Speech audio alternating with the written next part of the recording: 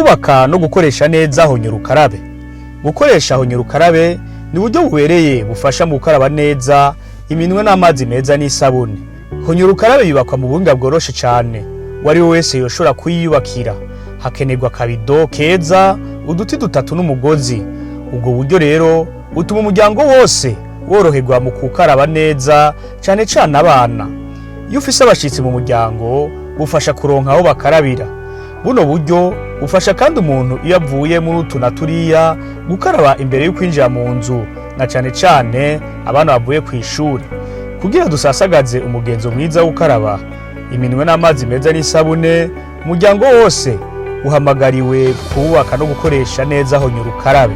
Twame twibuka ko isuku na cyane cyane ry'iminwe ariko arahara mu ruganda ntibacure. Ubwo n'ubutumwa muhawe n'ikigo SIEP gifadikanije n'ishiramwe mpuzamakungu ryitaye neza y'ibibondo UNICEF.